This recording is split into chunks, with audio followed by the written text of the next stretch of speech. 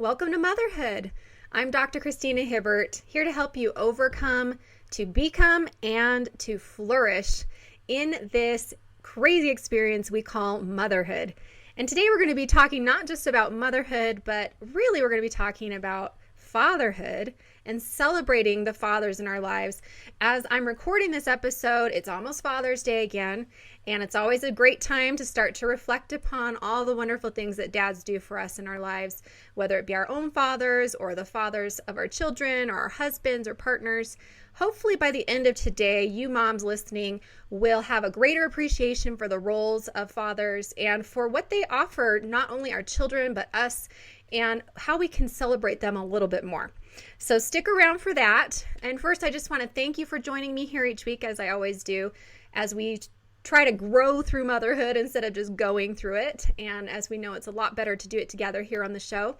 And I hope that you will join us on my website at drchristinahibbert.com for other resources related to what we'll talk about today, and for a post related to what we'll talk about today to help us celebrate fathers, and also on social media. And if you haven't already, join us on our Facebook group, Growing Through Motherhood. You just have to ask to be added, and we'd love to have you there too.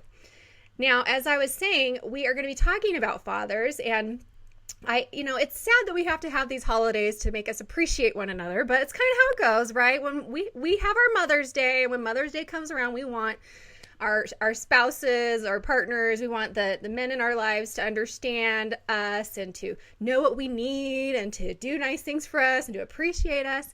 And now it's time for us to return the favor, right? So we've got a wonderful guest here to help us to understand a little bit more in depth what dads are feeling and thinking, and how we can support them better. And so I'm proud to introduce Joseph Sanok. Welcome to Motherhood, Joseph. Christy, thank you so much. I'm glad to be a part of Motherhood. I'm glad you're here. And this is a wonderful topic to have Joe here to talk about with us, because he is a father. He has two children, right? Two beautiful little daughters. 5 and almost 2. So you guys are busy in your home, I'm sure. We are, and they're just over getting sick. So as you all know how that goes, my wife was sick also, so I got to be full-time doctor for the weekend. Yes. See, that's when we really appreciate you. When we're sick and they're sick and we need help, boy, that's a miserable time.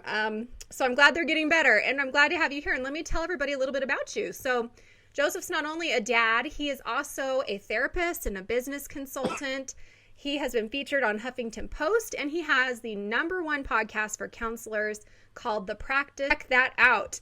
And so obviously you're a counselor, you work with people, and you're hopefully helping people to be better fathers and mothers in their lives. But you're a husband and you're a father, and those are some big roles. So I wanted to kind of start off by talking about what do you feel like as a father are your main responsibilities and roles, and let's kind of go from there, because I think we get caught up in, we talk a lot here on this show about moms and our roles and what we need, but let's focus more on what, kind of what you're feeling and thinking. So what are some of the absolutely. main roles? Yeah. Well, let me kind of sketch out my family so that you guys know a little bit about our dynamics. My wife's a stay-at-home mom, and she's trained as an occupational therapist. And so she went through, got her master's degree, got licensed, and then we decided that she'd stay home with our oldest, and then ended up staying home with our youngest as well.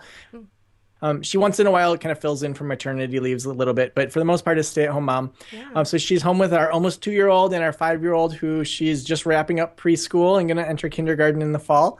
And then I had a full-time job for a while, and then I left that in 2015 to pursue my full-time private practice and my consulting business. And it wasn't like it just happened overnight. It was something that was growing over time.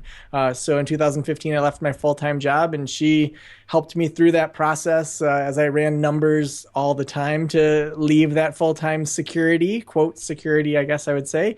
So I have my own business now, and all the financials are on my shoulders, but that doesn't mean that necessarily they really are. My wife is super supportive. So I would say, to answer your question about what I see as my role, I think that obviously there's just like the logistical stuff. So the finances and helping around the house and doing as much as I can to kind of take that burden of being a stay-at-home mom that's such a hard job off of my wife's shoulders. Mm-hmm. But really, like, kind of to zoom out from that, I want to inspire my kids to be global citizens. So we think and talk a lot about the underprivileged in the world. So I've been to Haiti 3 times. I've traveled the world a lot. My wife and I have traveled a bunch. So that's really important to us to focus on social justice. I think utilizing the resources we've been given, and we're very fortunate living in the United States. So teaching that to my daughters. I want my daughters to be empowered, strong women that have opinions. And that's tough when a 5-year-old's telling you what she thinks and you're trying to balance temper tantrums with, I don't want to smite that out of her either.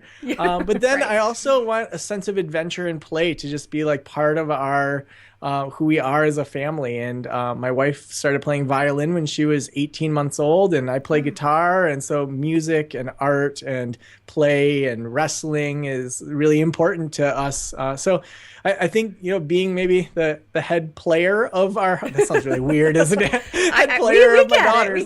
Yeah. Not a player, a player, right? Yeah. Right. So, I think those are some of the roles that I take on and that are really important to me. And I think that to say that every dad feels those exact things, wouldn't be true. Each dad kind of has their own priorities. Some are really into sports and some are really into other things, and finding what the dad is into and how do you then give that to your family and create the kind of family that you want to create. Keep the things that you got from your family that are positive and leave the things that are from your family of origin that were negative, and create that new family.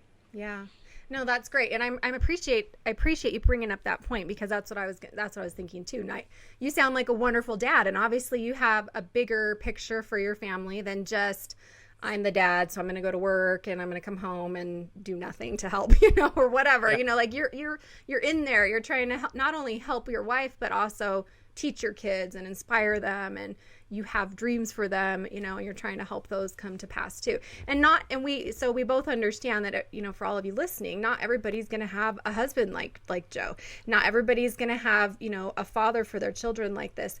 But hearing his thoughts and also experiences from working with lots of other fathers, we can certainly begin to appreciate the role of fathers more and encourage them more in what they do. So, yeah. Okay. Yeah. And there's a ministry here in Traverse City called Single Mom Ministry.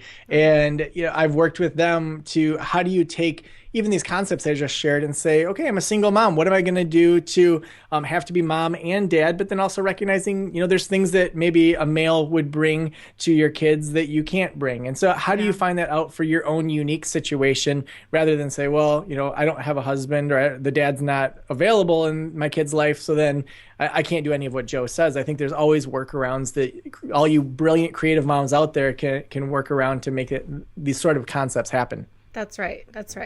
And I love that. And I loved I love that you called yourself the chief player of the house, or whatever. That's the first time I've said that. I think that needs to become a term or something, because that's a thing. So, we get that. We understand that. But I want to back up a little bit and talk about you in that role of the breadwinner and the provider, because you've taken that on, and your wife is, stay-at-home mom. And I know that, you kind of mentioned a little bit to me that it wasn't always, just easy that, oh, I'm going to be the breadwinner, you're going to be the stay-at-home mom, and we're going to both be happy all the time. And you've learned a lot about her role as a stay-at-home mom, and also your needs as a breadwinner as well, through having children. So tell us a little bit about that.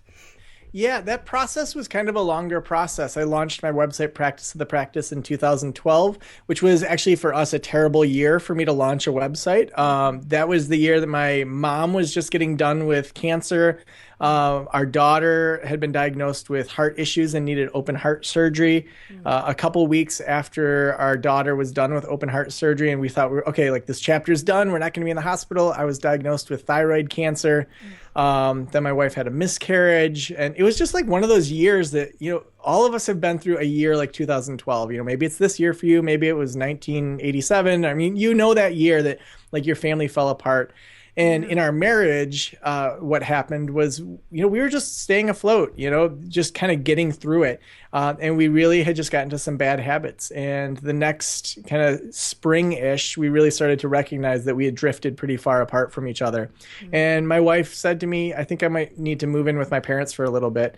And she didn't end up doing that. That ended up becoming quite the wake-up call for both of us.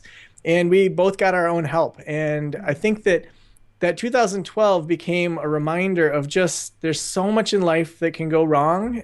But if you're not there with people that you trust, and that may be a spouse, that may be a partner, that may be a friend, that's the most important thing, is to have, your kids, your family, your loved ones around you. And I think for me, it was really helpful in the book, The Scream-Free Marriage. He talks about how a relationship is like a fire. If one element changes, it changes everything. So often we say, okay, like that other person needs to see things through my eyes, or they need to change too. And if I end up getting less angry and I end up being more compassionate and I listen more and my wife never changes, that's still going to change the dynamic. Mm-hmm. And so when I took on that ownership for myself, that made it easier for us both to be more honest in our relationship, to talk about what we needed to get out of that relationship. Wow. Yeah, and I appreciate your honesty and your openness, because I know everybody listening can relate to what you're talking about. And for you guys, it all happens in the same year, which it does seem to kind of happen that way for, a lot of the time. But that's a lot of major stuff going on in one year. And no wonder it definitely takes a toll on your marriage. But your point is really important, that you recognize you took the wake-up call, and then you both got your own help, and that's what a good father, a good mother, a good couple does, is to try to reach out and let help in. Right. Well, and I think that, in our Pinterest culture, where everything is like social media worthy, we look out at the world and everyone has their like best version of themselves online. And so we see all of these like highlight reels of people's life, and then we know our own like blooper reel, and we are like, we stink compared to the world. But it's like, okay, so they went camping and they had a great tablecloth and it's totally Pinterest worthy, and like we went camping and we just sat by the fire. Like, so what?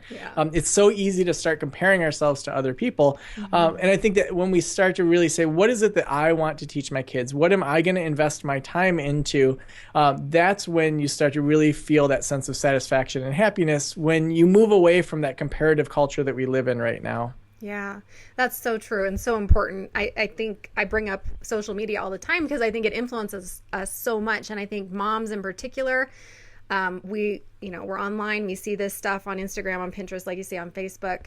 We start to think, oh, they're a better mom than I am. They're a better cook than I am. They keep their house cleaner than I do. And you and I both know it's just not the case. We get to see the reality behind the pictures online and know that we all have our issues. We all have our troubles. But the important point, again, is to, get real and acknowledge that, and then seek out the help when we need it. So, absolutely. So I love that. And you guys were able to, I'm guessing, rebuild and sort of strengthen your marriage through those experiences? Absolutely. Yeah, I would say that we're now stronger than ever. That for us, a big thing was us both coming to conversations with our honest feelings. Oftentimes what couples do is they'll say, oh, I don't really care. What do you want to do? Or so you might want to go out to dinner and you're feeling like you want to have Chinese food. And the other person says, well, I want tacos. Then you can have an honest conversation about that. Or, if you're talking about sex or other things, I'm not in the mood tonight, or I am in the mood tonight, versus, I don't know, do you think we should? Like, when you're both being honest, it's a lot easier to have a discussion about the disagreement than if you don't know where the other person stands. And so as we've been more honest in regards to what we want to get out of the relationship, it's helped us be able to meet that person's need. And we still have rough patches. I mean, every couple does. But at least then we have these tools that can help us to hopefully take small clicks in the right direction. Yeah, this is an important point. I'm going to ask you a question that I wasn't planning on asking, because I think you could give us a good answer. But I'm sure there are moms out there listening thinking, well, yeah, but my husband doesn't talk to me, or I don't know how to get him to open up and tell me what he needs, or, how do you have any advice on how to get the men in our lives to try to do that, to be honest with us and tell us what they need? Yeah. So I think the first thing in any relationship, whether it's, your husband or a friend, is you can never get somebody to do something. They have to make that choice. And the best way to do that is to show them kind of the benefit of what it is you're hoping for. And so to just say, honestly, I'd love to have a conversation sometime this weekend about our finances, or about dreams that you have, about your stress at work. What seems reasonable to you? And they may say, yeah, we can talk for 10 minutes on Saturday. Okay, well, that's a small click in the right direction, versus I think we're not connecting. You need to talk more, where it becomes accusatory. That's going to put that person on the defensive. Whereas if you're inviting them into the conversation and saying, I think that we can be more fulfilled. Here's one version that I see. Let me know if that's how you see it as well. It then becomes more of a conversation than an accusation. Yeah, I love that. Okay, that's great. Great tip. All right, everybody. I hope Thank you you. heard that. Write that down and go try it out today, because it's true. You don't want to put them on the defensive. You got to, have the soft startup, as Gottman says. So, Yes. okay. Well, I mean, you think about if you reversed it, say, if we take a more stereotypical thing, you expect the husband comes home, he expects the dishes to be done or dinner to be ready or, the finances to be balanced or whatever it is. And he is let down by something, you would hope that he would say, hey, how was your day? What happened? I thought like dishes was kind of on the agenda today, or dinner. It was your turn for dinner. If you had a terrible day with the kids or a terrible day at work, like you would hope that there would be some compassion and conversation as well, not just an accusation of you're such a bad mom. Why don't you ever have dinner ready? You would want the same thing if it were kind of in your court. That's right. So think about what you want and then try to approach him the same way. Yeah. That's good advice right there. Thank now, you. let's talk about the role of being, a businessman and a father and, sort of having that role of breadwinner, especially when your wife is a stay-at-home mom. And, how do you handle that role? I know a lot of men deal with needing to feel, quote, successful or, be perfect in what they're doing. And, just like we as moms feel that way in our role, whether we're home or work at home or work at work or whatever, we feel like we have to kind of do things perfectly. And tell us about how men feel about that. Well, I can't say that all men feel this way, but I can say how I feel, and it probably applies to most men.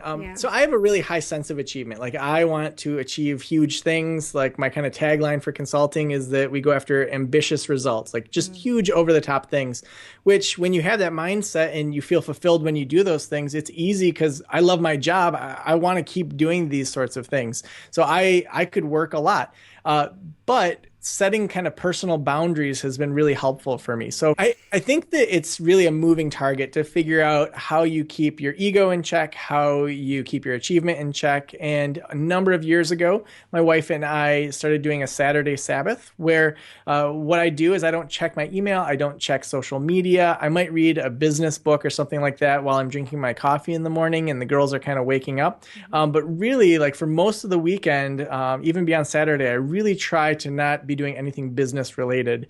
And usually at the beginning, that really is hard because, naturally I go to check Facebook or I go to check my email. And I actually at times have to put my phone like physically in a different room or put it in airplane mode for a little bit, just to force myself to get into that mindset, to remind myself of why I work so hard. And it's like, so I can have time with my family, so I can have fun with my family. And then about a year ago, last summer, I decided to take Fridays off throughout the summer to just see if I could do it. And at the end of the summer, I kept taking Fridays off. And then this summer, I'm taking Mondays off also. So I'm going to see if I can work just 3 days a week. So I just kind of keep pushing the envelope a little bit to see how I can have more adventure with my family while keeping the bottom line the same with my business. And it's honestly a moving target. I mean, there's times when I may have to do a business call on a Friday because that's just how it works out. Or, when the girls were sick last week, now I'm working a little bit later tonight. But that's not the norm. I'm not working till 7 or 8 every night. It's that, hey, I took last Thursday off because my whole family was sick and I was the one that was the doctor pretty much. And I kind of got to make up that time. So I think that really just kind of pushing myself to say, what's the next level of wellness within our family, so that I could be more present as a father. So like another habit is that whenever I get home, almost every night, I put my phone upstairs and then my 2 daughters and I go down to the basement. We have a finished basement, and we play music, we wrestle, we jump on giant teddy bears, and we just try to like get the energy out and give my wife just a little bit of time away from the girls. Yeah. That's great. And these are great tips. And, for all of you listening out there, maybe you want to grab your husband and have him come listen to this episode to get some ideas too, because you're right. It is hard and it's easy to get caught up in work, in family responsibilities and forget the fun part of it and forget the fact that, like you said, you're working because you want to spend time with your family. And I love that you guys actually made that change in your life. And I'm guessing you had to first have that priority set and realize it and then really do something to make that happen. Yeah, I mean, I love learning. So listening to like the TED Radio Hour or reading books, or like there's a book that just came out. I forgot what the lady's name is, but it's called Girls and Sex. And it's like really important for me to learn about what's going on in the culture of girls, knowing that I'm going to have, tweens within a couple years. And so I really value education. So reading books like Last Child in the Woods, that really encourages kids to be outside and have that kind of outdoor play is really important to me and to my wife. And so then we have to then take that knowledge and say, okay, we have this knowledge now of what's great for kids' brains, great for their achievement, great for their well-being. What are we going to do for our family now? And in a couple of minutes, I'll give your listeners a few kind of direct things that you can say to your husbands that are going to be 4 different statements that can really just help, I think, in a number of different areas. Well, that's great. And I was just going to say, what's something that a listener might be able to do to encourage her partner or husband to want to have, to develop some habits like you're talking about? Sure. So I would start with teaching what works. So if there's something that works, a favorite toy, a favorite meal, a favorite TV show, any of those favorite things, you just intuitively know as a mom usually what your kids' favorite things are. And you can usually do it like no brainer. And then me, who I've been at work all day, I don't have that same intuition because I haven't been around as much. And so when my wife says, here's what our 2-year-old is doing now, here's what the 5-year-old's into, or here's where we're struggling, and then letting me try my own techniques. And so if it's parenting, if it's play, I now have the base of knowledge, but then having my wife step back and let me then do it my own way is really important. So I would say teach and then just step back. Would be my first tip. Secondly, I'd say that we're all tired as parents. Being a parent is so dang tiring. Yes. It's just like they should have taught that in high school, and nobody would have right? been. Yes. It's just crazy. It's just, I feel like it's this thing that I just didn't expect it to be this tiring. But there's always that chance for comparison. I can't ever compare my tiredness with waking up every few hours to go breastfeed. I can't breastfeed. So like there's no way I can argue with that you're tired from that because I can't compare. But you also don't go to work all day and then have to be on daddy duty all night and then help with bedtime and baths. So you don't necessarily even know my tiredness. Right. And when couples start to compare their tiredness, it's just a no-win situation. So I think acknowledging your husband or your partner's tiredness is the second big point, and really try not to compare what you feel is happening in your life versus theirs. Because I think go ahead. No, you go finish, then we'll. So I mean, I would suggest that just because someone says something about their own negativity in their life doesn't reflect that you aren't dealing with something like that too. And so if your spouse says, I'm tired, it doesn't mean they're saying that you're not tired. Right. And I love that. That's why I was going to jump in, because this is so true. It happens all the time. We compare, and it does feel like when they say, I'm so tired, you automatically feel like, oh, they're thinking I just sat around all day and I didn't do anything. And, you can get defensive when nothing was meant at all. So I love your point about don't compare. It's so true. You really can't compare. And what I say is, all pain or suffering or whatever, it's experienced at 100% for whatever that experience is. So, you can't, it's just like we can't compare grief, my grief to somebody else's grief. It's my 100% and their 100%, and you can't compare. And the same goes for tiredness or who's doing the most work or whatever else.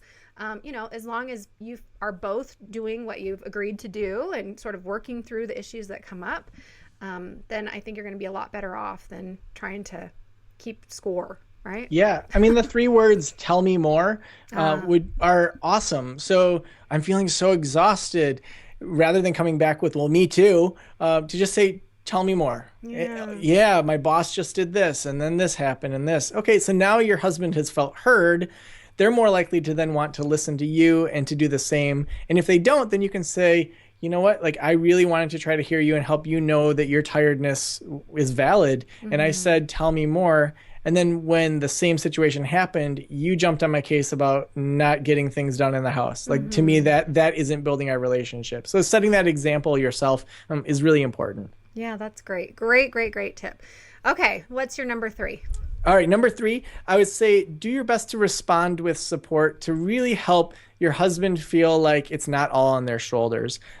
Many high achieving husbands or fathers, they don't want to burden the people in their life with the stress of money, with the stress of what's going on at work. So a lot of times they'll internalize it. And when your husband's really quiet, it could be because they just don't want you to take on any additional burden. So if they feel like, wow, she's been home all day with the kids, or she went and had her own job and then had to pick up the kids and it was crazy, I don't want to burden you in addition to that to be an additional burden. Inviting them to share that, letting them know that you're on their side, that it's not all on their shoulders is really important. When I was considering leaving my full-time job, for some reason it hadn't clicked that my wife could go back to work if things got bad. And I asked her one night, so if things get like really bad, like this doesn't work out, are you willing to go back to work? And she looked at me like I was the dumbest person in the world. Like, of course I would. Like, I'm not going to let a train wreck happen and just like put it all on you. And her saying that and just saying, you know, if things get bad and you say I have to go back to work, I have to go back to work. No big deal. Like that was the final kind of piece that made me say, okay, I can leave my full-time job and go after this bigger dream. Yeah, I love that. That's such an important thing. And I really appreciate the point of that communication is so important, like you're talking about. And so often we assume because we didn't hear from the other person, and that gets us into a lot of trouble. And what I was thinking of was my own husband, and he does not like to talk about work. He's a dentist. And he, over the years, I try to get him to talk, and he just will come home and he'll be like, I don't want to talk about it. It already happened. I don't want to rehash it. To him, it's rehashing. And to me, of course, I want to talk because it's not rehashing. It's processing. It's working through, right? And, you know, he had some troubles going on with some employees at work, and he didn't tell me, you know, and I just didn't know for a long time. And then finally it all came out, and then he's like, well, you don't even know what goes on at the office. I'm like, well, you won't even talk to me about it. Well, of course I don't. Yeah, exactly. So you're right. So we kind of had to make a deal like, look, I know you don't want to rehash, quote unquote, but I need you to give me basics about what's happening so I know where you are and I'm not going to be caught off guard. So we can help them to open up if they're not wanting to sort of bring their work home with them or whatever. And we can do the same, you know, share back and forth and try to keep it in an even keel, not dump on them, you know, on the flip side either. So absolutely. Yeah. And I think that it just comes down to trying to foster small steps in the right direction. That, you know, my wife is less verbal than I am. Like I could talk about every aspect of my day. And so like we're kind of opposite of the traditional couple in a lot of ways. Yeah. And for me, it's, so how was your day? Okay, it was fine. The girls were kind of crazy. Well, what was crazy? So any little kind of bits that I can get, and then how can I support you? And doing your best to just have those conversations. But some people, they do just want to leave their job at their job. And so I think that's where the fourth tip is really starting to dream together, that a lot of us have bigger dreams, bigger adventures inside of us. You know, it could be leaving your full-time job. It could be having a side gig that's kind of a passion that could make money. It could be traveling somewhere.